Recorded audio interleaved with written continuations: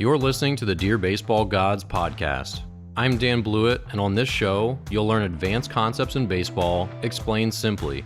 I'm here to guide you on your baseball journey and help you paddle through what's now an ocean of misinformation, guruism, and overly technical diamond babble. Welcome back to Dear Baseball Gods. On today's podcast, we're going to cover three different topics. Number one, is distance running important? Is it bad? Is it good? We'll figure it out. Number two, how important is launch angle? Is this something useful to work into someone's swing? Is it good, bad, the devil, whatever? We're going to solve that as well. Lastly, we'll talk a little bit about long-term goals. How important are they? Are they overrated or are they underrated? Okay, so first, is distance running important? Now, distance running has been demonized by much of the strength and conditioning community, of which I'm a part. The basic tenets here are that distance running uses a different energy system than you use when doing any explosive action. So swinging a bat is an anaerobic, very explosive exercise. And we obviously all know that you can't maintain that sort of effort level, that sort of intensity or explosiveness over a long distance or long period of time, right? So aerobic, where you're jogging for 30 minutes or biking for 30 minutes or whatever, those use our aerobic system. It's a much different type of exercise than, doing something like throwing a medicine ball, throwing a baseball, hitting a baseball, sprinting, jumping, things that are anaerobic that are very explosive. So the big thing here is, for years and years and years, pitchers just ran poles. And one of my favorite books, Ball 4, they talk about how much running is done, and there's an ongoing discussion in that book, even back, which was written in it was written in 1968, I think, that, is running actually beneficial? Like we run every day as pitchers, but why? Why are we doing this? So there's, just like anything in life, I think there's balance. Now, here's the cons of long distance running. If you go off for 30-minute runs 5 days a week, like if you're part of the cross-country team, you probably will lose a good amount of muscle mass that would otherwise be important for your bat speed or your pitching velocity. You'll lose some muscle. You'll become pretty much slower and a little bit less athletic if you're running probably 5 days or more a week, like running a lot. Now, just like anything, everyone wants to get on the bandwagon and say, oh, running doesn't use, jogging doesn't use the same energy system as hitting. Therefore, if you're jogging, you're just getting slower. I ran 3 days a week, 4 days a week in college. I usually did interval runs, so I wasn't straight up jogging that much. But a lot of people say that you shouldn't run any more than like 50 yards to really match the same energy system as when you're throwing a baseball and then repeating it. These full effort blasts where you're throwing it as hard as you can and then swinging a bat as hard as you can. That really, to match it, you should be only doing 50 yards at a time. Well, look, I didn't lose any velocity doing all that. I've worked with lots of guys. They don't lose all their velocity just by going and running for 15 minutes straight. And a lot of times, especially in the college or pro game, you get pretty beat down and tired. And sometimes you just can't muster the ability or the intensity, the energy to go out and run sprints every day. And I think running sprints pretty consistently is also very tough on your body.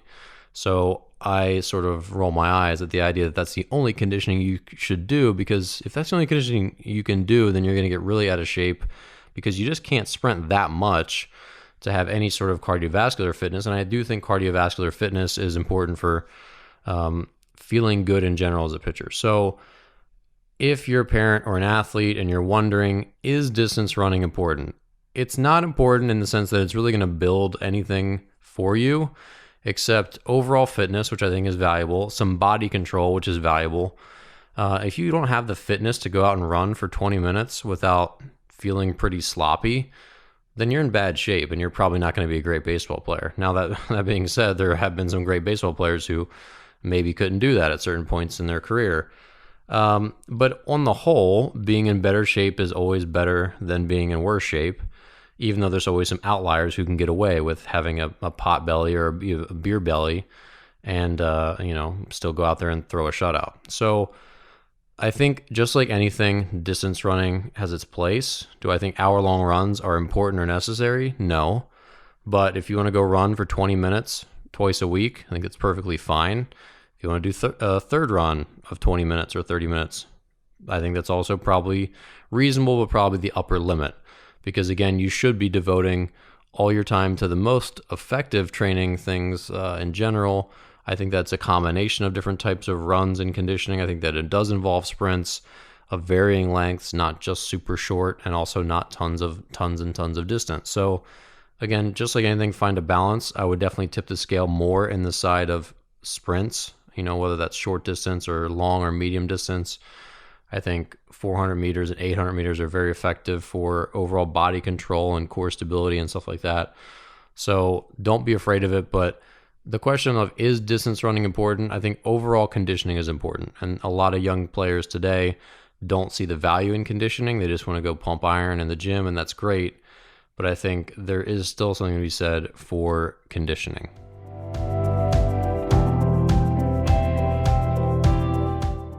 All right, let's talk about launch angle. So launch angle is one of the more annoying debates on the web. People go, oh, he's got a launch angle swing. So here's what a launch angle swing is to me. It's one of these people who has taken this way too far, and they basically like sit back on their back leg and they swing uphill. And it's a swing that you don't see in any level of real baseball. You really don't see people swing up. And you see this on Instagram accounts of quote unquote really high level academies. You see guys taking swings that I've never seen in a game, just really uphill, swinging for the HitTrax machine, whatever. So this is what people quote unquote say these launch angle swings, these very steep upward angled swings. And I will tell you that they don't really exist in pro baseball. If you compare some of these swings to any of the major leaguers you see on TV, you don't see them crazy swing up. Now, launch angle just refers to the angle of which the ball launches off the bat. So don't get this mistaken. Like the idea of like a launch angle swing isn't really a thing. Now you could still refer to it as someone who's been working hard on their, trying to achieve more upward launch angle. Therefore, they have a swing that's helping them achieve more upward launch angle. Fine. But there's not really like a launch angle swing. That's kind of a misnomer. Launch angle just refers to the way the ball comes off the bat. So if you hit it straight down onto the plate, that has a launch angle. If you pop it straight up, that has a launch angle, pretty much vertical, right? So it's just a reference of what angle did the ball leave your bat. That's what launch angle is. Now, this whole thing came about because of the revolution of saying, of people questioning, why are we doing things the way we've always been doing them? And I know when I was in college, the big trend was to kind of swing down the ball. And I specifically remember I was a pitcher, so I was not really subject to this, but I remember I was hitting BP in summer baseball, and my teammate, I was like, Joe, help me hit a ball out. Tell me what I need to do with my swing. Like, my swing sucks. What do I need to do? And he goes, well, you got to kind of swing down. That way you hit the bottom half of the ball, and then you put backspin on it. So I did that, and I hit a dinger, but it really probably wasn't because I swung down. But I remember that specifically. That's my only instance of being aware, I guess, back then of swinging down. I was like, that seems interesting. But that was a big thing for a long time, where we were stressing swinging down the ball, and essentially hitting, not necessarily what Joe was telling me, my teammate, but swinging to hit the top half of the ball, to hit the ball hard, hit line drives, hit the ball on the ground, where we know you just don't do as much damage to a pitcher if you're hitting the ball on the ground as much. Ground balls up the middle unless they're down the lines, they become singles. Whereas if you hit the ball hard and put some air under it, a lot of bad things can happen. So, launch angle, again, is just an expression of the angle that the ball leaves the bat. Now, if you choose to associate that with certain swings or certain coaches or certain whatever else, that's up to you, but that's not really what the term stands for. So should you be stressing the certain angles of launch when you hit? The answer is kind of yes, but again, you've got to take everything with a grain of salt and be reasonable about it, and just don't be a psycho about it. That's, I think, the biggest thing is when you see hitters that just look weird, even parents that haven't played ball, they can see stuff that's weird. Like they bring their kids into me and they're like, yeah, there's something going on with my son's the way he throws. Like it just looks weird. Like it just looks weird. And I think all of us have a pretty good eye for that, actually. And when I say like I've seen swings that don't exist in real life, that's exactly the way I'm saying it. Like there's guys that is a weird swing that does not work in pro baseball, that does not work in college baseball, that's not how people actually swing in a game. That's just the way this guy's doing it in the cage to try to hit the ball farther on the HitTrax machine, or to achieve whatever certain metrics in the cage. So you need to keep your eye on the prize. And remember, and this is the last thing I want to park because I don't want to get too deep on this, is that launch angle, it does serve a purpose. So here's the thing. If Kris Bryant, someone who has crazy power, he's got insane pop, if Kris Bryant's hitting missile line drives back up the middle and they're going for singles and he's hitting them at 105 miles per hour, you're like, hey, Kris Bryant, if you lift that ball and put some air under it, that becomes a dinger. That hits off the scoreboard in Wrigley Field. And so for someone like him, that makes sense to lift the ball, to increase, to try to practice and hone his swing. And it's not necessarily changing the mechanics of his swing, but just changing his approach to try to increase the launch angle of which the ball is leaving his bat, because he's not paid and he's got plenty of power, where let's turn those line drives that are around 100 miles per hour, let's turn those into home runs. And that makes a lot of sense. But for young players, they don't have that power. So for the vast, vast, vast majority of players, they want to be hitting with a launch angle that's going to spray the ball over the infield. Hit the ball over the nets, over the screens that you would put on the infield to protect your pitcher and your second baseman and your first baseman. So launch angle has a benefit. Like if you're trying to say, hey, I want to hone my swing to hit line drives at a certain angle so that they more often than not leave my bat at this specific range of angles. The range of angles is something in the low teens, where it's that hard line drive that's going to go over the infield. And occasionally, if you get a little bit more air under it and hit it pretty hard, it goes in the gaps or maybe goes over the outfielder's head. But hitters get in trouble when they go for this like 30-degree launch angle and everything, which is like the optimum home run angle. And these players just don't have enough pop to hit home runs consistently. Like they have to absolutely just hit it perfectly to have a shot of getting it out. And they're not going to do that most of the time. And I've talked about that in other episodes where I've had teammates who are too small to consistently hit home runs. And of course, everyone's like, oh, well, Mookie Betts. Well, it's like, well, you're not Mookie Betts. And can you hit the ball on your barrel as often as you need? Probably not. So even if you have enough juice to get one out, are you going to get it on the absolute center of percussion on the bat?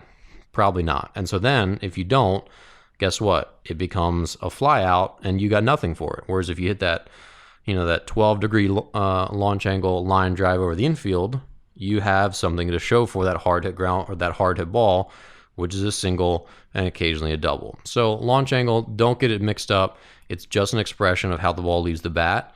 And it can be important, but it's not something that you probably right now need to spend tons and tons of time on if you're still an amateur hitter.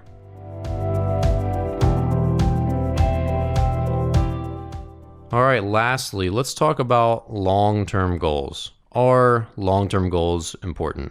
And the answer is, I kind of go back and forth on this. I think yes, long-term goals are important. But I think the only thing that really matters, I think goals are what sort of get you out of bed. But I think really all that matters is what you end up doing today. I think there's an obsession today with measuring too much. And players are like, oh, I want to hit 80 by this point. I want to hit 82 by the fall. And I want to do this by this point. I want to do this. And that's great. But I think there's an overstressing of measurement. Because if you actually look at the way you develop as an athlete, as a weightlifter, as a sprinter, at anything, it's never linear. And so if you have too many goals, basically what ends up happening is you find yourself in a pit of despair because you just can't possibly achieve all of them because there's such an undulation. There's this waves of up and down in your training, where if you measure yourself on Monday, you might be down an inch in your vertical jump. And then if you measure 2 weeks later, you might be up an inch. There's lots of different factors involved. There's accumulated fatigue, like your velocity fluctuates, your jump, we worked with a lot of volleyball players. That's why I reference vertical jump. Everyone wanted to increase their vertical jump. Very measurable thing, but also it's got to be like the right conditions. It's got to be, are you fresh? Did you have 3 games this weekend? If so, your jump is certainly not going to be, you're going to be tired. And it's the same thing with pitching. It's the same thing with hitting. It's the same thing with running a 60 time. Like, all your conditions have to be right. You really need to peak and be ready to be as fresh as you can. And then you're going to test and see if that 60 time is improved. So goals, I think, are important to keep you sort of centered. Like, what are you playing for? What's in the future for you? What's on the horizon? What are you still chasing? What gets you out of the bed in the morning? But I also think goals are just a little bit overrated, because the thing that's the most accurately rated, the thing that's the most important, is just putting your feet to pavement today and just putting in the work.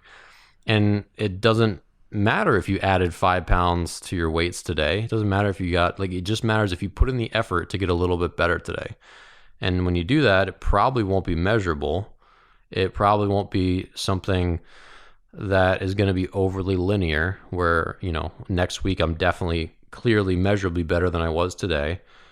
And so again, like, a lot of times goals become somewhat irrelevant. Like, I know there's some coaches that say, oh, if you can't measure it, don't do it. Well, there's a lot of stuff that's not measurable. There's a lot of stuff that is even when you do measure it, it's going to go up in such small increments that if you're measuring it by 1 pound or 5 pounds in the gym, it's going to take you a month to go up even 1 pound. So it's not really going to be measurable in the increments that you're using to measure it.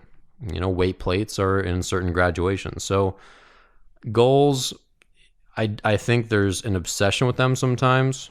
I think they matter, but we also can't control when life happens. For a kid that's waiting for a growth spurt who wants to hit 80 miles per hour, he can't really control whether that's going to happen, right? There's lots of things that we can't control. There's so much out of our control, especially in baseball. There's so much luck involved. Like, you can say that you want to be drafted, but really all you can do is prepare to have the best training, conditioning, and have the skills to be drafted. But ultimately, if you're like most players who are drafted, you're in a big pool of players who are very similar to you. And you getting drafted in the 10th round is no different than being drafted in the 22nd round. You being drafted in the 22nd round is really not much different than being drafted in the 37th round, because it's just whether some scout thinks you're the guy rather than some other guy. I have a bunch of scout friends, and they say, like, you'd be surprised how little difference there is between guys after the 10th round. Like, basically, it's just like a lot of scouts in a room saying, hey, who's got a catcher that we should, who's got a catcher? Oh, yeah, I got this guy. He's great. Blah, blah, blah. No, I got this other guy. And it's almost like a raffle. And the premium talent goes off the board very consistently. Like, everyone knows who the absolute best players are in the draft. And then after that, there's a big pool of players who are pretty good, who are probably worthy of being drafted. But, is there a difference between a 20th rounder and a 23rd rounder? No, like, there just isn't. It just happens to be that this team said, yeah, let's take that guy now. And they do. So there's a lot of factors that are just, they're subject and they're just out of our control. And they're in some other human's control and subject to their whims and their schedule and their timing. And that can be really tough. So I think there's just a balance, and when considering different types of goals, you should be considering whether they're actually within your control or not. So like batting average, not very much in your control. ERA, not much in your control. Win-loss record, my best season, I was 1-5 with a 1.80 ERA. So you look at my ERA, you're like, dang, they never even scored off you, but I had 5 losses because I pitched as a setup man on a bad team where we always had either a 1-run lead or it was a tie game. So if I gave up a run, I got a loss. So again, there's lots of different stuff like that. If I had said, all right, my goal this year is to have, 20 saves, well, my team doesn't win enough games to give me a save, right? So like, if my goal is to be, go 5-0, my team doesn't win enough games to get me to 5-0. All I can control is every pitch that I throw. I can't control my ERA. I can't control this. I can't control that. For hitters, you can control your attitude and your preparation and the pitch selection and the pitches that you choose to swing at, stuff like that. But you really can't control whether you get hits, right? You control it whether you put a good swing on the bat. or a swing on the ball. So with all that said, just consider the goals that you're setting and whether they're actually within your control and whether they're actually linear, whether they're actually obtainable and how long from now they're obtainable, and whether they're actually valuable. Like, do you need to have a goal like that to still put in the work that you need? And the answer might be yes, and sometimes the answer might be no.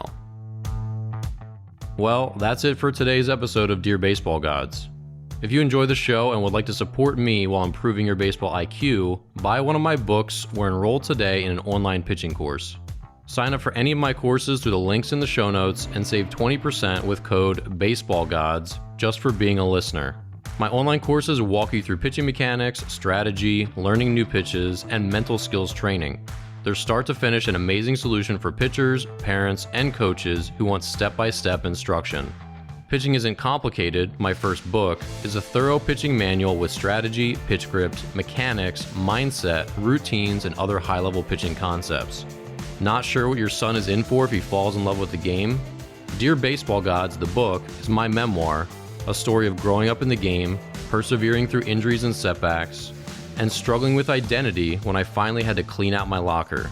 Buy a copy today via the links in the show notes, available in paperback, Kindle, and audiobook if you just can't get enough of my voice.